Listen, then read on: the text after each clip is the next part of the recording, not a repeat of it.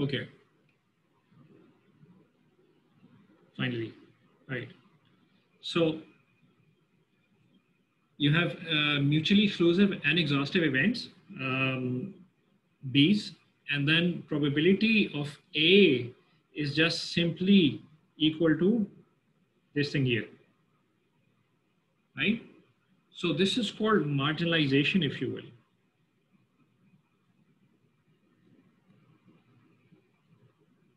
So what you're saying is, okay, if I were to evaluate the probability of A, I can obtain that probability of A by considering the joint probabilities of probability of A comma B J's and sum over all mutually exhaustive and exclusive events B's.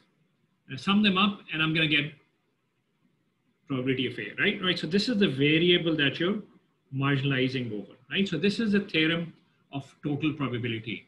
And mind you, that for this to be true, B's have to be mutually exclusive and they have to be exhaustive, right? So in other words, the union has to have form the entire sample space, okay? And then I can from sir, yes, yes, sir, marginalization का क्या मतलब है? So we say we call this marginalization, right? Where we say कि we're marginalizing over the variable B, right? Over the events B. Okay? I mean, you Yes, can sir. call this the definition. We say that we're marginalizing over B in order to get A. ठीक है sir. Okay? Achha. And then from here, I can go here, right? इसमें तो कोई मसला नहीं है. Hello, excuse me.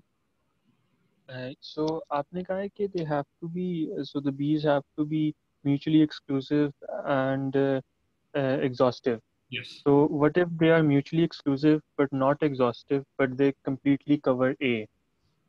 फिर भी we can get the entire probability of A, even though the B's aren't Yes. completely exhaustive. Bilkul. If they do that, right? But there's no guarantee that they're going to do it.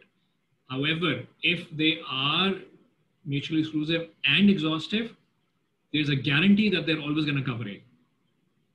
So how would we know that the B's are, so if we don't know that the B's completely cover A, matlab, if we have the Venn diagram, so we can tell that the B's are mutually exclusive and they are exhaustive. Right. So if we have the Venn diagram, we can also tell if the B's completely cover A. So how would we know either of these two agar we don't have? What I'm saying is, if they are exhaustive, right, there is a guarantee. There's a guarantee that they're going to cover A, right? And this law is going to hold true. Okay? If they are, we would know through some other channel that they are guaranteed we will to be. know for other channels. Exhaustive events क्या होते हैं? ये होते हैं कि जी, if there are only two possibilities, and we're going to see an example for this. If there are only two possibilities that could occur, either you get an A or you don't get an A, right? There are only two possibilities. Or you get either you get an A plus, A minus, B plus, and B, and that's where we'll stop. Let's say graduate class में मैं B से नीचे नहीं जाऊँगा इंशाल्लाह, right? So that's where you stop. So this is a set of all exhaustive events, right? And which are mutually exclusive as well, right? Okay. So if they're exhaustive, there's a guarantee that they're going to cover it. That's an excellent question. In some cases, there might be exceptions where they can be not exhaustive, yet they cover the entire space A, and this will hold true. लेकिन उसके लिए you need additional information. Yes. Okay? You need to know the Venn diagram there. All right. Okay. So from here, I'm going to get here. That's not a problem because that's just from the definition of the joint probability, right? Is there any problem from going from equation 1 to equation 2? No problem, right? Okay. So this is something we're going to start building on, okay? And what we're going to start today is our discussion on something called the Bayes theorem, right? How many of you heard about the Bayes theorem? Sunai, okay. Osama, have you heard about Bayes theorem before this? No, sir. Okay. So Bayes theorem, as this quote that you're going to see on your screen, by Harold Jeffrey. I'm not exactly sure who this person is, but the quote is something I liked, which says that the Bayes theorem is to the theorem, the theory of probability, what Pythagoras theorem is to the theory of geometry, right? So whenever you think about geometry, the first thing that pops in your mind is Pythagoras theorem. That's a very fundamental part of the geometric theory, right? And similar to that, if you think of probability theory, the most popular, if you will, or the thing that's extremely important in there is Bayes theorem.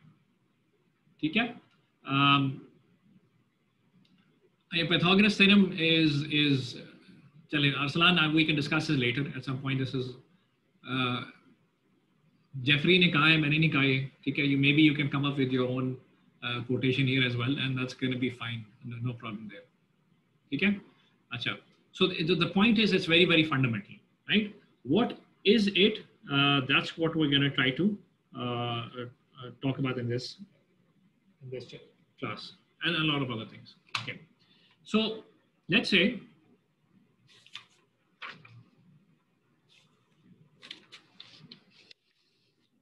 I ask you to find the probability of certain event Bj, right, given A, right? So B sub j is an event in the sample space and A is another event in the sample space, and you're required to determine the conditional probability of B sub j given A, right? And I am going to use a little bit of an expansion here. So I'll just use the fact that the conditional probability is nothing but the joint probability divided by the probability of A, right? Any problems here? Should be no problems here, right? We know that the joint probability is equal to the product of the conditional probability times probability of A, and I just manipulate that to get this, right? And then I manipulate this even further, and I say that this joint probability that you see here, that this joint probability here can be expanded or can be written in another form, which is equal to probability of A given Bj times probability of A, right? And this is, this is Bj, and this is probability of A, right? Any problems here? So I've just done some hera-pheri here, right?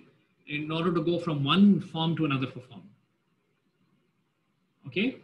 And if I just write this here, what this allows me to do is, I mean, sometimes you'll see this as the Bayes theorem. I mean, there's nothing to it really. I mean, you would think, yaar, ye to main bhi derive kar leta, Bayes ne kya kamal kar diya, right? But this is, I mean, you do some simple things. Maybe you're going to have some Mohsen theorem, for example, and somebody calling Mohsen theorem 100 years from now. Okay, so this form that you see on your screen is often called the Bayes theorem, and what this allows you to do is to go from one conditional probability to another, right? So often what happens is that you're required to compute the probability of this form, right? The conditional probability of this form, as we're going to see in an example in just a little bit, right? So don't worry, right?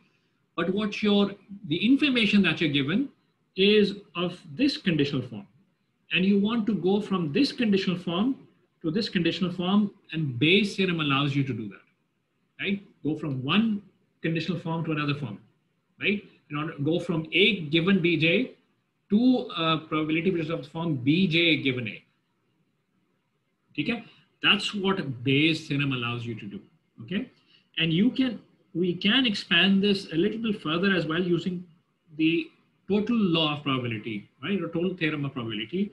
And we can say this is probability of A given Bj times probability of Bj divided by, and probability of A, I can now expand that using the theorem of total probability, and I say that this is equal to summation I equals 1 to n. So let's say there are n mutually exclusive and exhaustive events.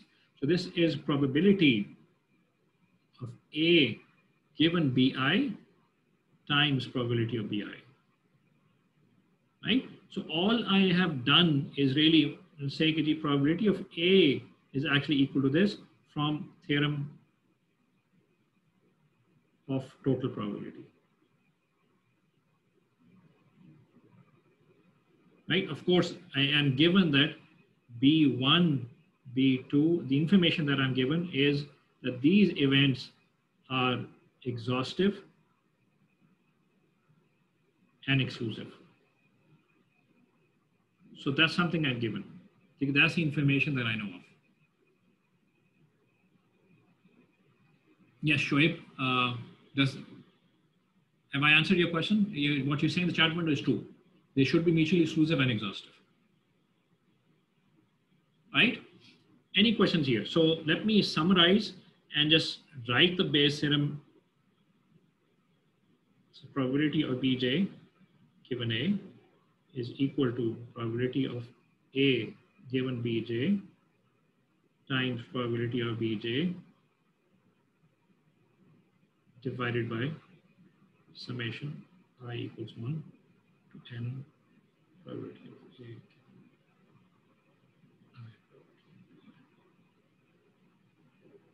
Right? So this is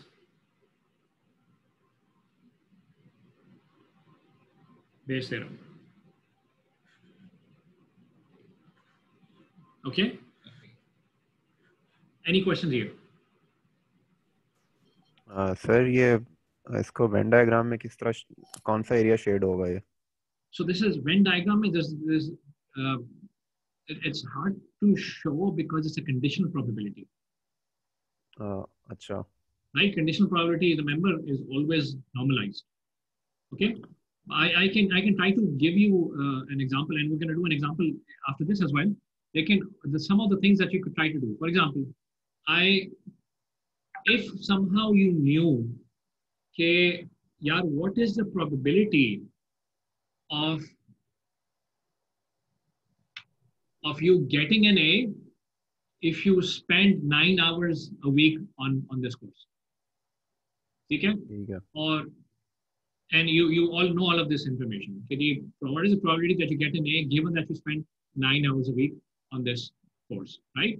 Now, if somebody gets an A, and I ask you here, what is the probability now that that person spent 9 hours a week on this course?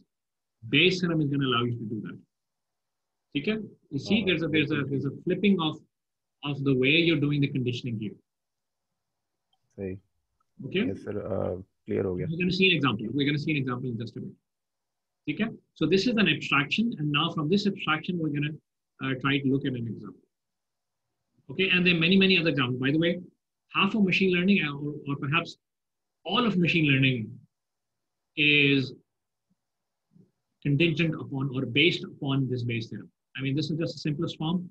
I mean, we can expand this to continuous random variables and so on and so forth, as we're going to do for Bayesian inference.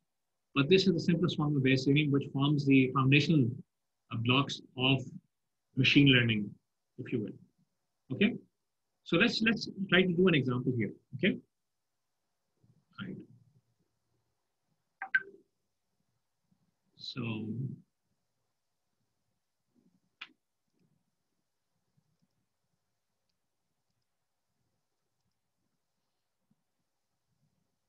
So this is an example, and this is from your textbook. So I just picked it up. This is problem 2.45 in your textbook, which I thought was not clearly stated. I modified it, and I have added some parts to it. Okay, so this is a very practical problem, and the problem says that you have a certain manufacturer of some computers. Okay, and they are manufactured, those PCs are manufactured at 2 different locations in the world, right? There's a plant A and there's a plant B, okay? So 15% of the PCs that are produced at plant A are defective, right? And they're delivered to a retail store. They're delivered to a retail store, and out of those PCs that are delivered, 15% of those are defective. Because we know that there's some statistical number. Okay, while from the PCs that are manufactured at plant B, 5% of those PCs are defective. Okay, now you have a retail store. जिसमें PCs आ रहे हैं from two different plants, and I know कि इस plant से इतने probability है defective होने की और इस plant से इतनी probability है defective होने की, right? You also know that that retail store receives 1 million PCs per year from plant A, and from plant B 150,000 PCs per year. ठीक है, प्लांट ए से 1 मिलियन पीसीज आ रहे हैं और प्लांट बी से 150,000 पीसीज आ रहे हैं within a year. ठीक है, and we know that the retail store receives supplies only from plant A and B, nothing from nowhere from anywhere else. ठीक है, उसके उनके पास जितना स्टॉक है रिटेल स्टोर के पास वो या तो प्लांट ए से आता है या प्लांट बी से आता है, right? Now they've received the supplies over the year, right? And you go in and you go in to buy a PC, right? And somebody asks you, okay, what is the probability that you will buy a PC and that PC turns out to be defective, right? That's what you're required to compute, right? So how would you compute that? So who's going to help me here? Sir, I think since you know that you're only going to buy PCs from either manufacturer A or manufacturer B, Yeah. so ये दोनों चीजें are वो exhaustive enumerations of the things you could do. Good. So I think you could just simply use the total probability theorem. Good. And it would Arsalan, be the probability. Not only are they exhaustive, they're also mutually exclusive. Yes, sorry, I forgot to mention that. They're also mutually to buy exclusive. if it's a PC from plant A, it cannot be from plant B. It can either It cannot be bought from this or sorry, that. I forgot to mention that. Okay? So I think you would first need to figure out the probability of something being defective from A, and Yeah. then the probability of something being defective from B, and then Okay. you would add them up. Maybe. Right. So let's try to first of all write down the information that we have. Okay, what is the information that we have? The information that we have is what is the probability that a PC that you buy is defective, given that it comes from plant A. Do you know this information? Yes, Salman, what is this equal to?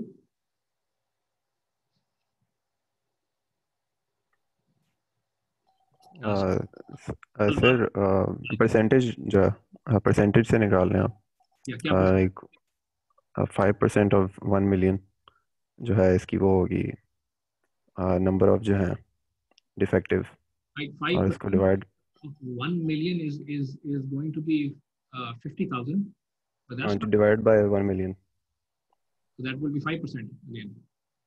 नहीं 50% होगा sorry एक minute 5% को आप 1 million से multiply कर रहे हैं फिर डिवाइड करें 1 मिलियन से तो फिर आखिर में आंसर तो 5% आ जाना चाहिए. हाँ जी. You see, so here's the information here. So 15% of the PCs produced at location. Yes sir, 15%. Right? So हाँ जी. इसका क्या मतलब है कि the probability that a PC is defective, given that it is coming from plant A, that's 15%. Yes sir, यही मैं कहना चाहा था, मैं पता नहीं डिवाइड और मल्टीप्लाई क्यों किया. Good. So 15% is 0.15. Right? So this is the probability. Remember, the probabilities are scaled to 1. Right? So this is the conditional probability that the PC is going to be defective, given that the PC is coming from plant A. Right? What about the probability? So probability that the PC is defective, given it's coming from plant B. What is this equal to?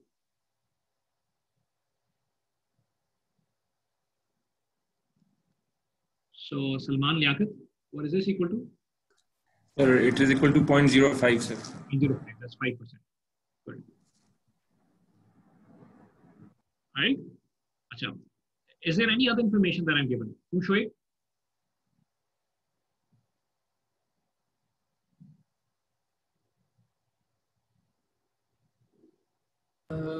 I can't recognize it. You can't, sorry? I can't recognize, find it. So there's another other information right here, which is the how many PCs are supplied to the retail store by each plant, right? So from that information, I can extract the probability. What probability? That if I pick a PC at random, what is the probability that it comes from plant A and what is the probability that it comes from plant B, right? So what about the probability that the PC comes from plant A? So this is shorthand notation, if you will. When I say P of A, A actually is shorthand notation for the fact that the PC is coming from plant A, right? What is this equal to? Million divided by the sum of all PCs from the So that's 1 million 6 zeros, okay, divided by the total number of PCs that the plant receives in a year, right? And that's 150,000. Okay, and this turns out to be equal to, if you do this calculation, this turns out to be equal to 0.87. Oops.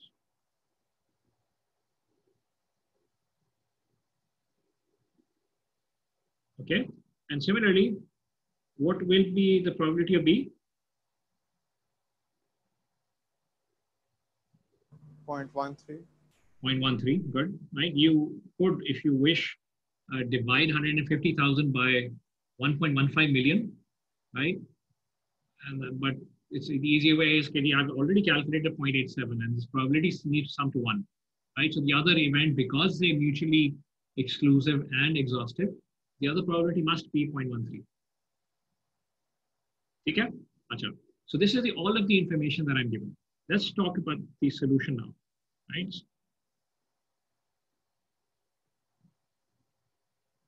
In particular for part A, right?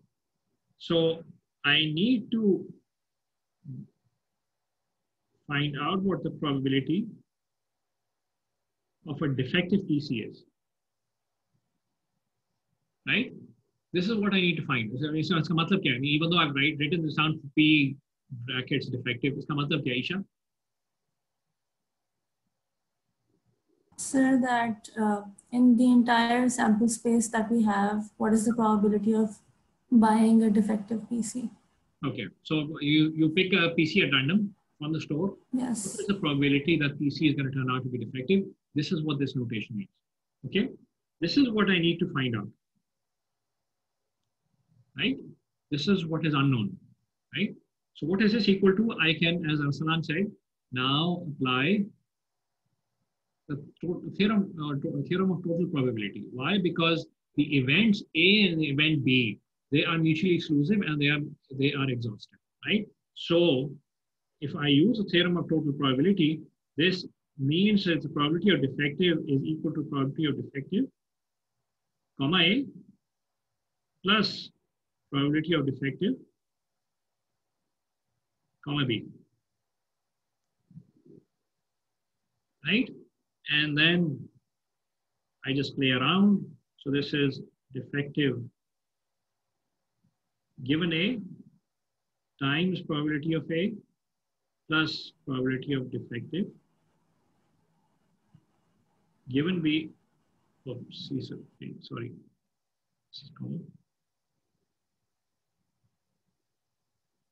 Times probability of B. Right? So this is just an application of the theorem of total probability, right? And I can just plug in the numbers. All of the numbers are given up above, right? So this is 0.15 times 0.87 plus 0.05 times 0.13, and this turns out to be equal to 0.137. Oops.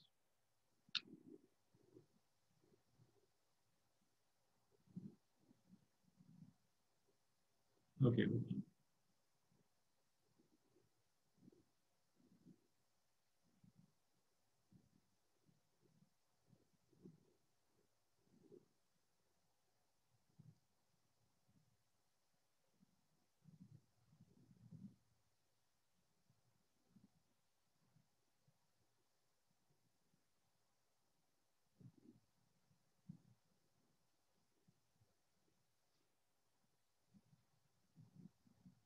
Okay, so this is 0.137. It's not a very good score, by the way. Right, which basically says that when you go into the store, 13.7% of the PCs that they have are actually defective. Okay, so it's a very, very high probability of you getting a defective PC or buying a defective PC. But the more important thing that where we're going to use Bayes theorem is the following, right? Which is, let's say you go into the PC, to the PC store, and you buy a PC, right? And you come home and you find out that the PC is defective, right? Now, you need to claim a warranty, right? In order to claim that warranty, right, you need to actually know a PC or some estimate of where this PC came from. Is this more probable to have come from plant A, or is this more probable to have come from plant B? Okay, you can never be sure, of course, because everything is mixed up, because everything is random, everything is uncertain, right? But you can have some confidence. What is your confidence that this defective PC came from plant A, and what is your confidence level about this PC coming in from plant B, right? That's what you're required to determine. And in probability terms, that means what you're required to determine is what is the probability that the PC came from plant A, given that it was defective.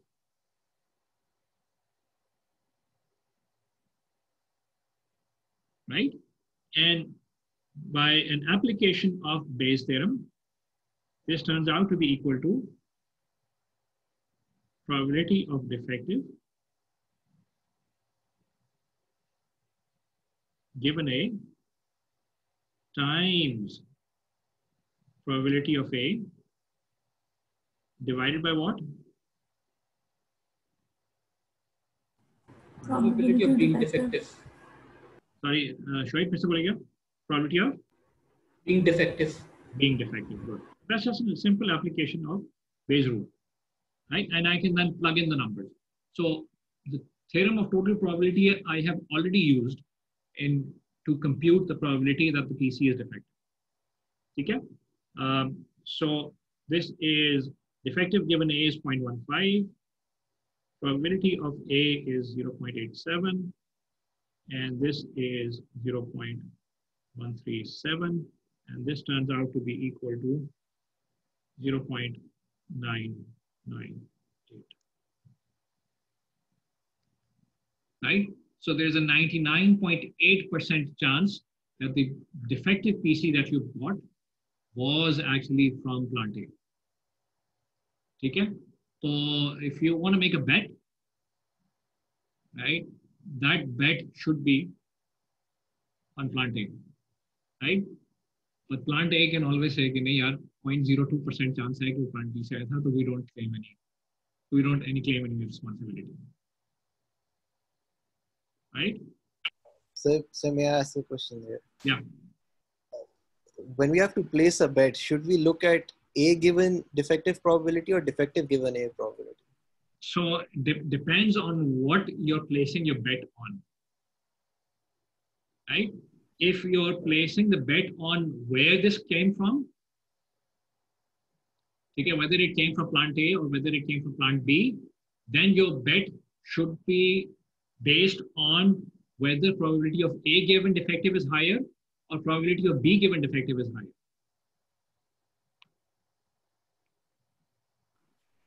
ठीक है, Salat?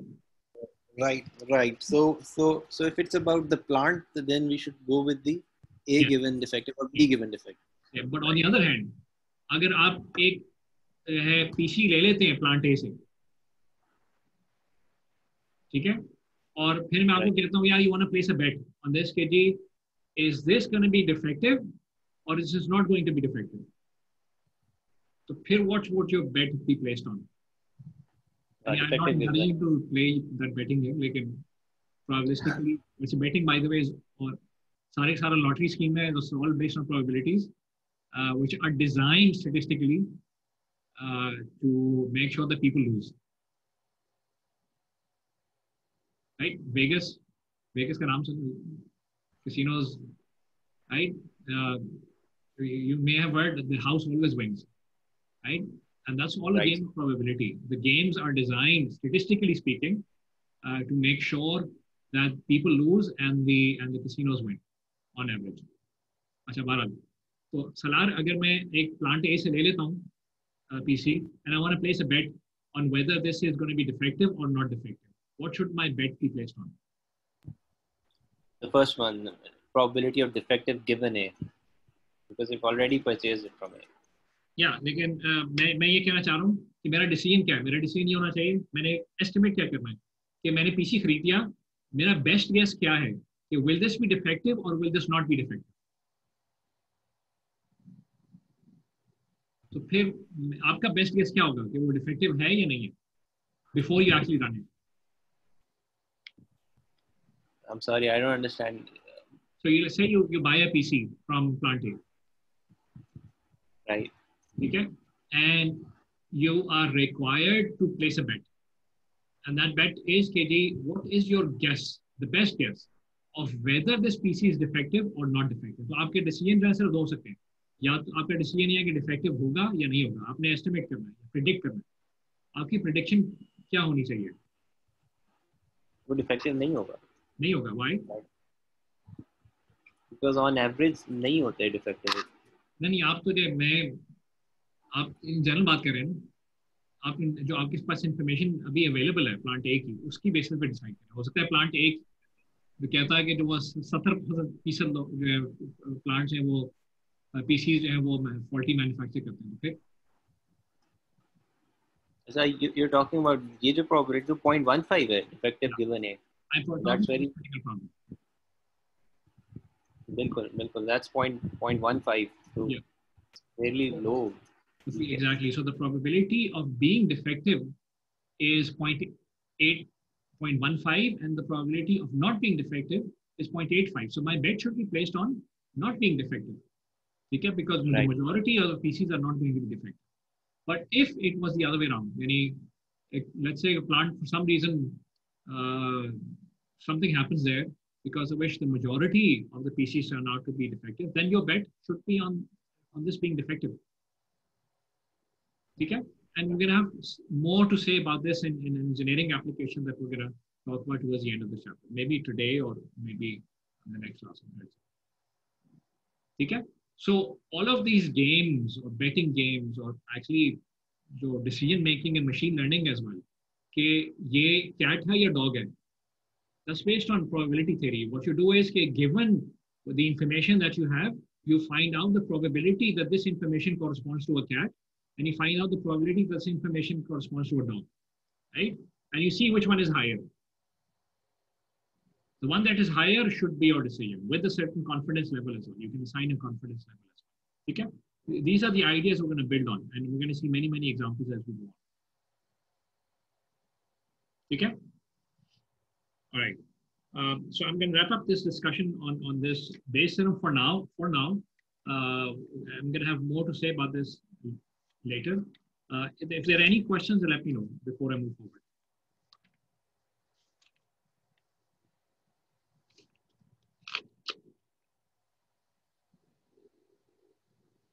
Okay, no questions?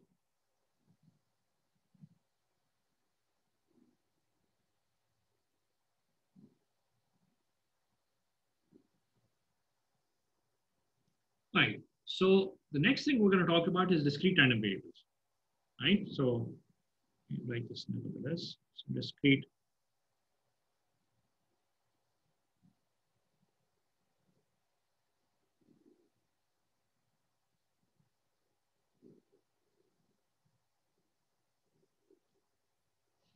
So who can tell me what a random variable is? I mean, from what you know. जो आता है बताइए. Osama?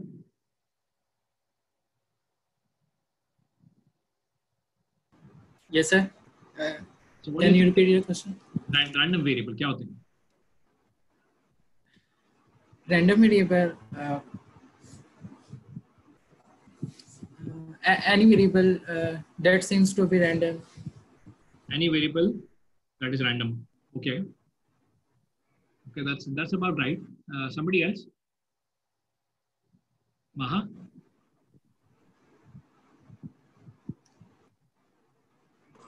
So a random variable would be one which could take random values and which does not have a deterministic value.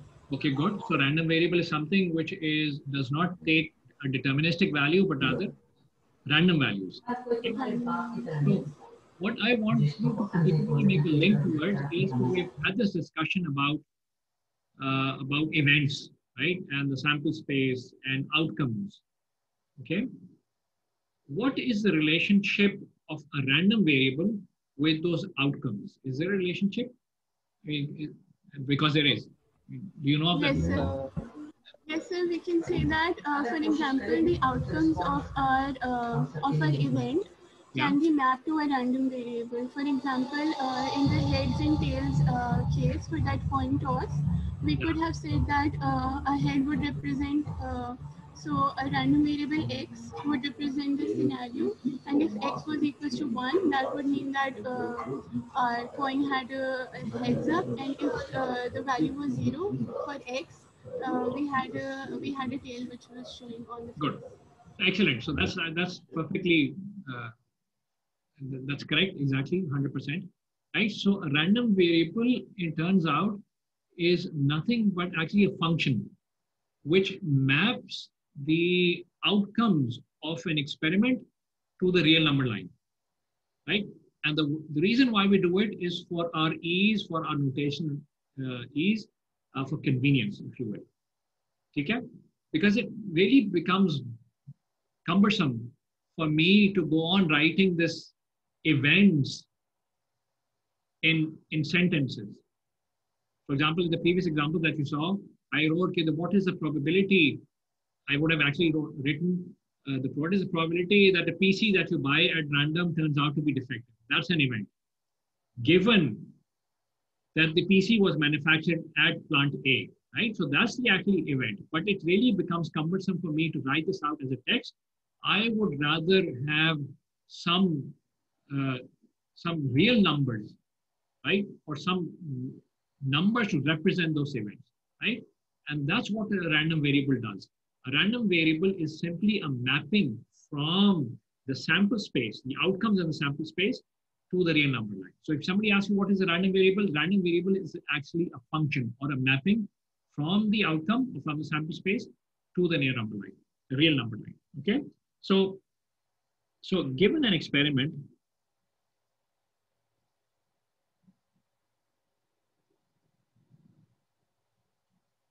with sample space S, the random variable x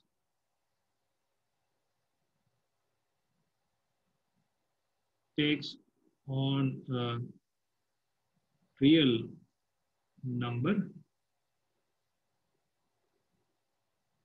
x zeta for each possible outcome zeta, right? So what you observe is that I have defined the random variable as a function, right? And this is a function of what? This is a function of the outcome. So given an outcome, right, this goes into some function which maps that outcome to the real number line, right? So in other words, you have some sample space, right? This is the sample space, and here is an outcome which is zeta, right? And what the random variable does is it takes on that outcome as an input and maps it to the real number line.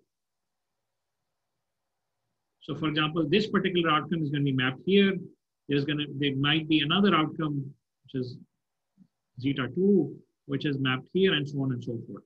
So this mapping operation is that function that I was talking about. That's why if somebody asks you, okay, is random variable a function? People often think about random variables as functions, which have the outcomes as input, and the domain is a real number line. So the mapping is to the real number line. Okay? Not the domain. Right? So, and then the question then is, okay, why do I have this qualifier, this discrete random variable? Iska kya matlab hai? Why this qualifier of a discrete random? What does that mean?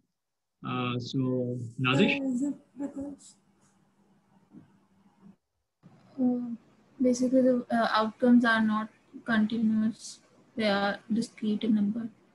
Okay. So the variable will map on discrete numbers. Okay. So when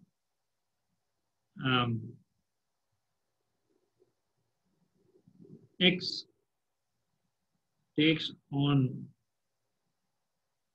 finite or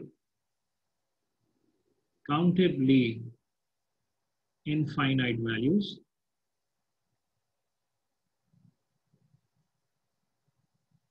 then X is said to be a discrete random variable, right? And therefore, continuous random variable is का मतलब कुछ चीज होते हैं, right? Which we're not going to talk about in this chapter, but not in the next.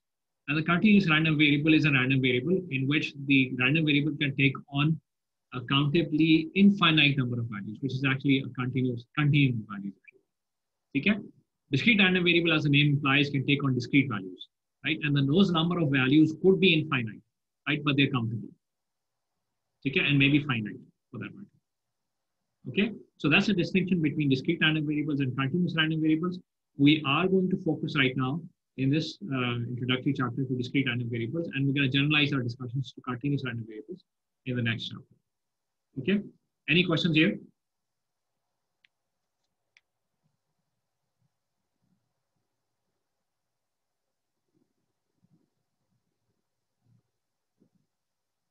Okay. So even though, so notation that I'm going to use,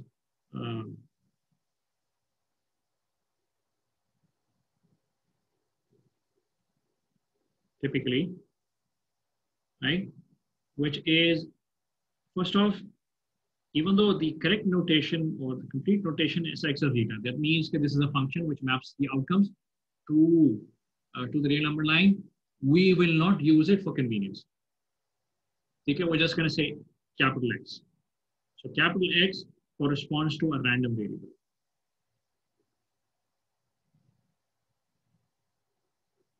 So most often when I use capital alphabets to denote a variable from here on, that will correspond to a random variable.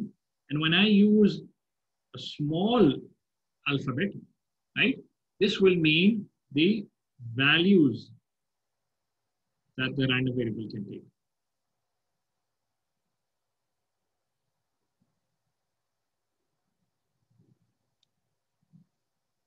Okay. And by the way, why is this called a random variable? And Maha actually explained it very, very well. Right? The reason why it's called a random variable is because it's not deterministic. Right? Because the underlying experiments are random, therefore the outcomes are random as well. Right? And since those outcomes are mapped to the real number line, right? So I don't know कि outcome ये आनी है, ये आनी है, और ये किसी एक value पे map होती है, ये वाली किसी और value पे map होती है, right? So I will not be sure what exact real value this random variable is going to take, right? There's an uncertainty involved, right? And that's why it's called a random variable, right? Because the values it takes are random or uncertain, right? Okay. So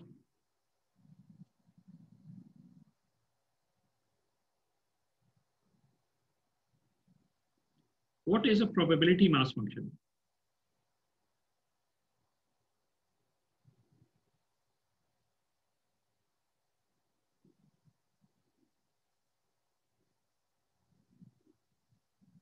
Probability mass function क्या होता है?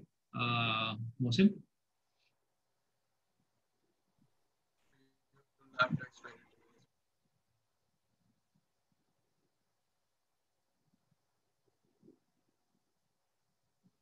Mohsen, are you trying to unmute? Okay, yeah. Sir, I said that you'd have to explain it to me as well. Okay, probability mass function. Anybody else who knows what a probability mass function is?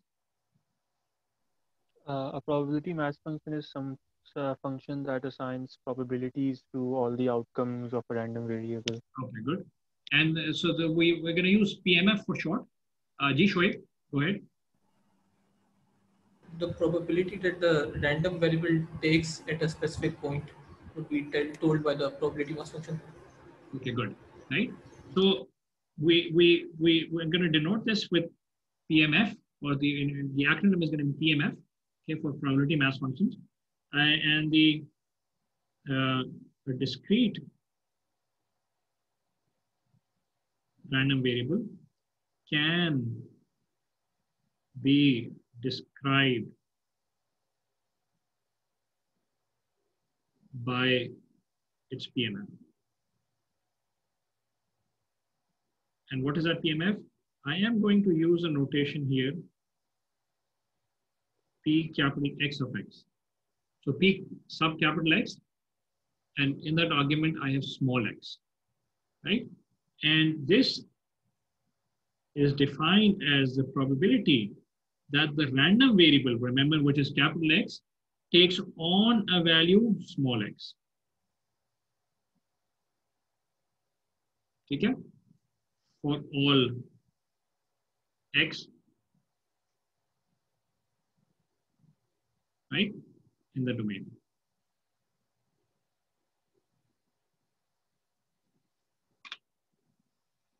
Right? So all small x's that exist on the number line, the real number line, which are part of the domain, I need to define this function for each and every one of those points, right? And for each and every one of those points is going to be an associated probability corresponding to that point. Okay? Sure, I'm going to come to you in a bit. There is some notation that I want you to be familiar with, right? The notation that I have used here is there's a capital X here and there's a small x here, right? This capital X represents that this is the PMF for the random variable capital X. This is what the random variable capital X or the capital X represents in the subscript. Okay? And this small x is where the function is evaluated.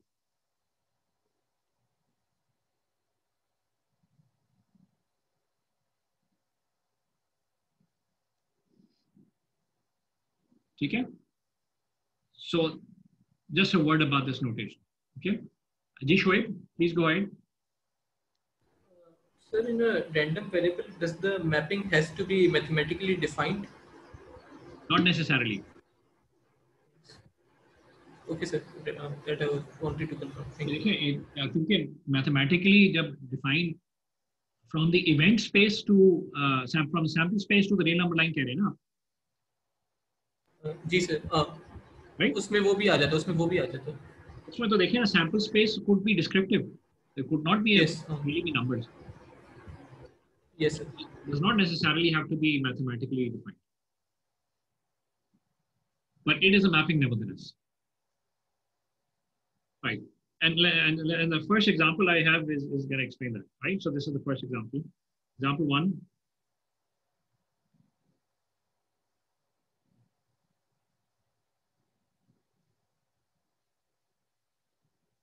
The first example is, of course, the simplest one that you can think of is flipping of a coin, right? And first off, we can define, as Maha said, a mapping from the sample space to the linear number line. And this could be your choice, but my choice is going to be what? Is going to be that x of heads is equal to 0. In other words, whenever I perform an experiment and the outcome of that experiment turns out to be a heads, I'm going to say that the random variable corresponding to this experiment is going to take on a number value 0, right? So the heads is mapped to 0, right? And similarly, x of tails is going to be 1.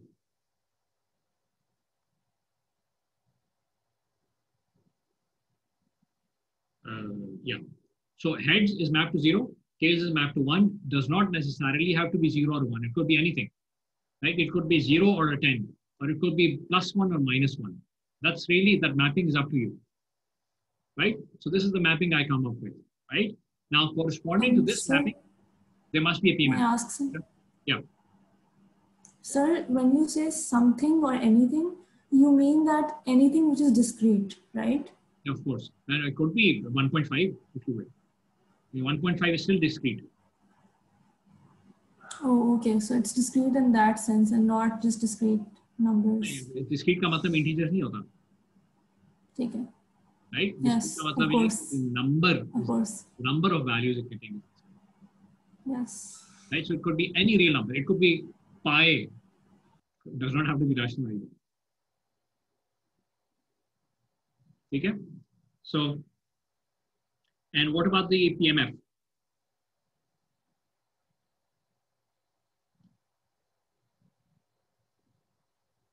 So, आपको मैं अगर fair coin दे दूं, उसकी PMF क्या होगी?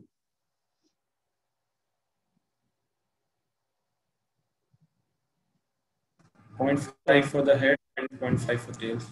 0.5 for the head and 0.5 for the tail. But as far as the random variable is concerned, this is going to be the function. So for px of 0 is equal to px of 1, which is equal to half. So the function is evaluated only at 2 places, because that's the only 2 places where the random variable is mapped to, either a 0 or a 1. Okay? So you need to define the function at 0 and you need to define the function at 1. Okay? And if I were to sketch this out, the PMF is going to be 2 points, one at 0 and one at 1. Right? So this is small x. यहाँ पे क्या height होगी? The height here is going to be half, and the height here is going to be half as well. Right? This is for a fair coin. If this was not a fair coin, one of them is going to be smaller than the other. So it's going to be a skewed PMF. If this was not a fair coin. Okay? All right. So let me give you another example. So let's say आप एक traffic light है, right? And the traffic light has 3 lights, of course, the red, orange, and green, right? And is a busy junction, is a busy street. So therefore, so not too busy, they can tell it. And we say कि typically क्या होता है, red light जो है, it's on for most of the time. The yellow light or the orange light is on for the least amount of time, or the green is somewhere in the middle, right? But let's say there's a traffic light, which is the red light turns out for 30 seconds.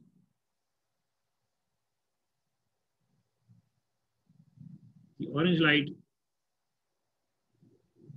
for 5 seconds, and the green light for 15 seconds. Right? ये traffic light मौजूद है, right? And what happens is कि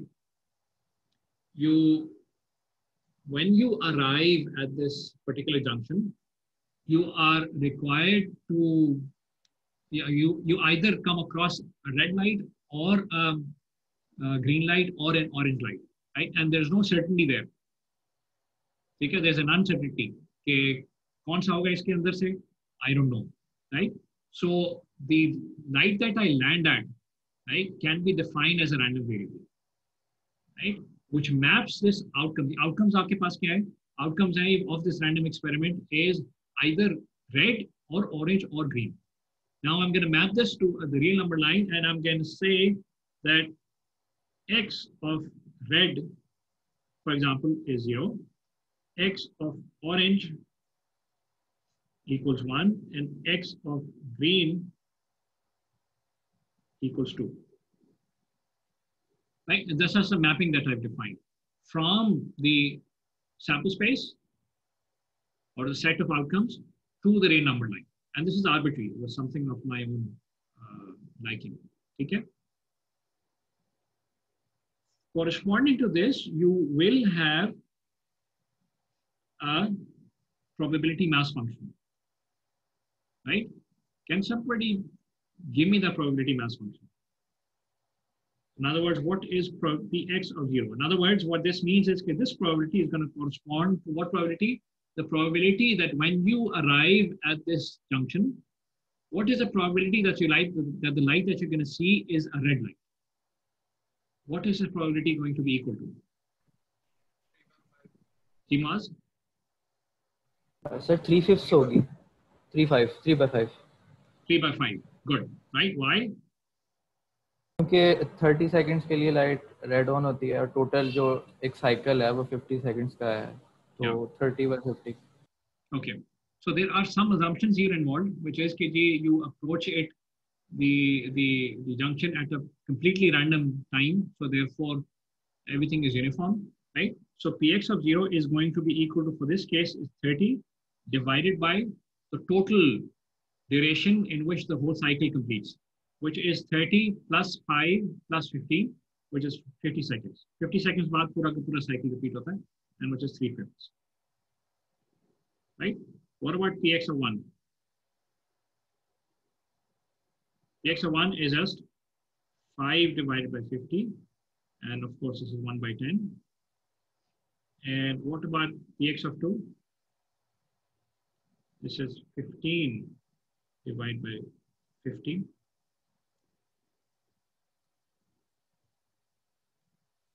And so this is 3 by 5. Oops. 3 by 10.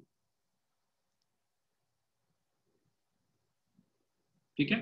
So this is a probability mass function for this particular example. And if I were to sketch it out, let's do that. So I have this x, and the only three values that the random variable can take are either 0 or 1 or 2. 0 is the highest. Okay? 1 is the smallest. And 2 is somewhere in the middle. So this is 3 by 10. This is 1 by 10. This is 3 by 5.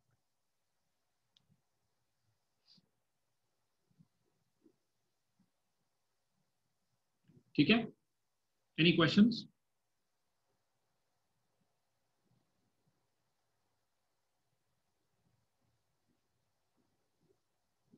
Okay. So a quick note here.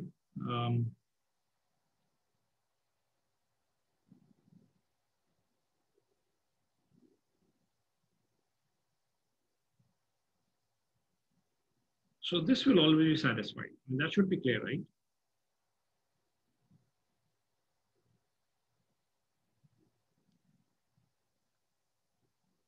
Is that clear now? Right? So because the the probability mass function is just a probability, right? At each one of the small x's, it corresponds to a probability. And since probability will always be between 0 and 1, so the PMF will always stay between 0 and 1, always. Okay? So that's the first note.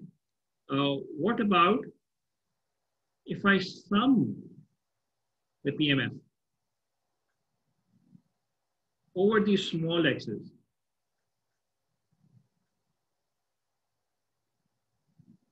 So it's called domain. So all values that this small x can take. What will this be equal to? Okay, Bazi has the right answer. It's one finger, right? It's equal to 1. Right? Why is that so? Isha? Sir, because the sum of probabilities is supposed to be equal to 1. Yeah. Right? And the entire sample space maps onto the real number line, right? And if you exhaust all of these mappings on the real number line, that means you've exhausted all of the outcomes, which is the sample space. Okay? And the sample space must have a probability of equal to 1. Okay? So these two conditions are always satisfied. That the PMF is always between 0 and 1, and the sum of these PMFs across small x's is always going to be equal to 1. Okay? We still have 8 minutes. If there are questions, let me know. Otherwise, I can move forward.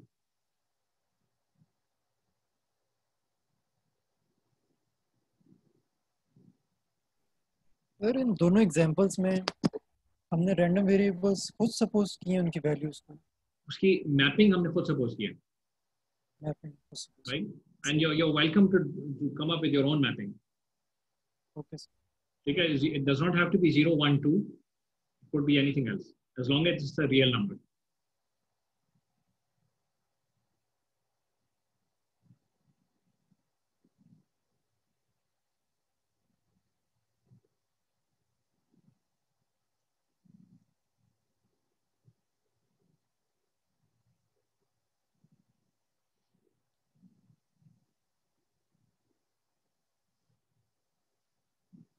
Okay, so some commonly used random variables.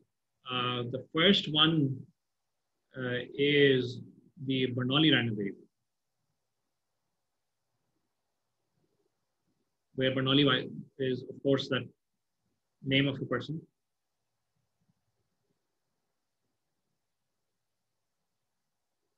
So what is a Bernoulli random variable?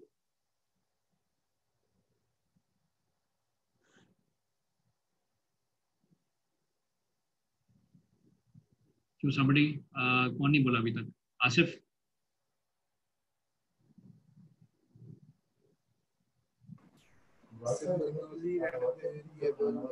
It can be either 1 or 0. Okay. So Asif says can either be 1 or a 0. Somebody else who agrees or disagrees? Okay. Yes, Isha. Sir, it can basically just take 2 values. Okay. Right. So the most general definition is a random variable which can take on 2 values, which does not necessarily have to be 0 or 1. Yes, it commonly the most common value or sex is 0 1. But sir, failure or success 0 or 1 की बजाय failure or success also. So failure or success, it does not necessarily have to be failure or success. It just has to be 2 values. Okay, so it's a binary outcome, right? So typically हम failure success कहते हैं, लेकिन the most general of definition is any random variable which has a binary outcome, right? So it's used to represent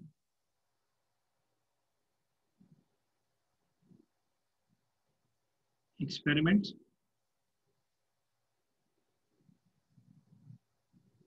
that have 2 possible outcomes,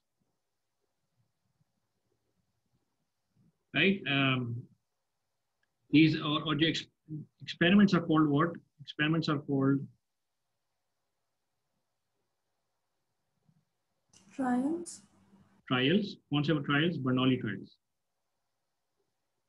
So any experiment which has 2 possible outcomes, that's called a Bernoulli trial or a Bernoulli experiment, if you will. And the random variable used to represent that is called a Bernoulli random. Okay. And the flipping of a coin is, for example, the most common thing that you're going to come across. And typically, as Asif said, most commonly, the two values that we use are 0 or 1. Okay? So, Bernoulli random variable को describe करने के लिए, in describing the PMF of Bernoulli random variable, you only need one parameter. Right? So, most commonly,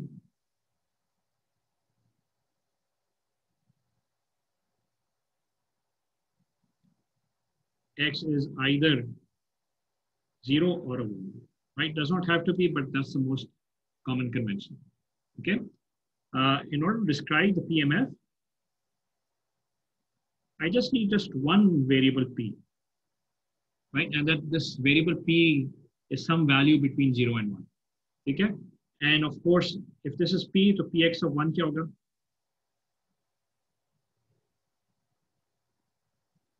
1 minus P. 1 minus P. Right? So all you need is just P, small p.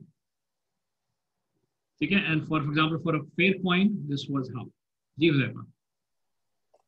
Sir, I wanted to ask you whether saying that a Bernoulli random variable is used to represent experiments that have two possible outcomes is the complete definition of a Bernoulli variable, because I know we haven't covered binomial, but that more or less has the same definition as. So binomial, so you're talking about binomial or Bernoulli?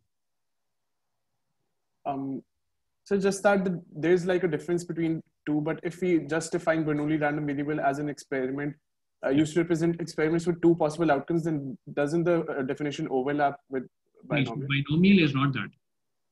Binomial is something else. Binomial does not have two possible outcomes. Right? Yes, binomial, as we're going to see in the next class, is derived from Bernoulli random variables.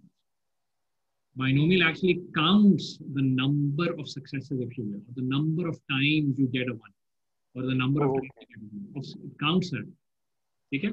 Which is not binary. It could be an integer. Okay. Okay, as we're going to see in the next class. But it's derived from Bernoulli. Okay? Achha. So I am going to stop here. And if there are questions, let me know, sir. Yeah, some examples. I'm not going to write in here. Examples, for example, could be class time pe khatam hui ya nahi hui. Right? So that's a Bernoulli trial. Right? Usse time se pehle khatam hui ya time se baad mein khatam hui. That's a Bernoulli trial. Sir, I have a question. Yes. So this parameter P, so how do we come across this parameter P? How do we quantify it? Okay, Bernoulli, so we can set up like कि हमारे पास P है, so we know this probability P के साथ something is 0. How do we come up with this P? You don't come up with it. That's an innate quality of the experiment that you're considering. So, I mean, for example, I'm doing an experiment. How would I know the P of that experiment? So either you will know it from some physics, right, or some underlying phenomena that you're aware of, right? Either that, or somebody would have estimated that for you. So, for example, if I am using Bernoulli to model a coin flip, so how do I know the P of that coin flip? I don't know, okay, so even if someone says that the coin is fair, I don't really know if the coin is fair or not unless I know the P. So how would I quantify the P for the coin? That's going to be a very, very long discussion. That's an excellent point. Okay, how do you know that the coin is fair? Ji Ghazi. So बहुत दफा flip करके गिन लें और P निकल आएगा. And actually, I mean, interestingly, I will cite you some text or some papers. Says कि जी असल जो coin होता है वो fair नहीं होता. Well, that's slightly tilted because if you keep on doing the experiments over and over again, कुछ हैं text हैं papers हैं, which again is slightly biased towards one of the two outcomes. Because वो आप experiment करते रहते हैं तो घिस जाता है पता नहीं क्या हो जाता है ऐसा ये कोई logic थी. right? But Aslan, you make a very good point. Okay, how do you know some innate property of something, right? Up is it you can say that defective thing that we talked about, the example that we had, right? For whether a PC is defective or not defective, that's a Bernoulli trial, right? Yes. Right, and we said the probability is 0.15 of the PC being defective. Okay, but right? And that's an information that's given to you. Yes, but that was given to me, na? So like, just say he was saying that I could flip a coin like 100 times, and if 50 times it's head and 50 times it's tail. So I could stop at 100 and say, 50 times it was head and 50 times it was tail, so P is equal to 0.5. But maybe the next 200 times is going to be head. So where do I stop, and what's the certification for? So certification, yeah, you do it as many times as you can. Okay. Right? The more times you do it, the better estimate you're going to get. And there are theories that are going to guarantee you. Okay. As you keep on increasing the number of trials, the so there is estimate is going to be. There's a way to guarantee it. So that was what I was curious about, that whether or not if there's a way to guarantee there is to some extent. That's called the weak law of large. Okay. The law of large. Okay. ये उसी तरह ही है कि आप जो है Covid E100 में अगली लैब मैंने कोविड की करानी है. कोविड का डेथ रेट क्या है? 6%, 7%, I think. How do you know that? उसके लिए तो आप जो तमाम लोग हैं जिनको कोविड हुआ है उनमें से you would calculate कि कितने लोग died from COVID. So right. So what Shoaib has written in here is actually true of Pakistan. Pakistan में it's और E100 की लैब में आपसे शेयर कर दूंगा. उसमें I compare these death rates with the other countries. Italy में that's about 13 to 15%. Right, people who get COVID, confirmed cases, as a ratio of the total number of deaths, that's about 13%, I think. Pakistan makes about is more than 2% as of August 15th. India is less than 2%. And that is, as you said, a trait of the phenomena, because it's different in Pakistan and it's different in Italy. So it depends upon some innate trait of the experiment that we're performing. So there depends on some innate conditioning. So what is the death rate given that that person is of Pakistani origin? Of Pakistan origin, yes. Because so there's a conditioning there as well. But is that something that we know for sure? I mean, there is some innate probability, right? There is some innate probability. It's just that we don't know the innate probability of some phenomena like this, which is just novel, right? And one of the ways you can estimate it is through these counting processes, and there's a guarantee कि आप जो ज़्यादा data होता जाएगा, आपका estimate बेहतर होता जाएगा. As far as we're concerned, by the way, as far as this course is concerned, we're going to assume that we know what that innate probability is. Okay. I may ask you to estimate once or more than once. Generally speaking, we're going to assume that. Zaifa, आपका हाथ खड़ा है, is that from before? Or? Yes, sir. Sorry, I forgot to load. Right, that's fine. Any other questions?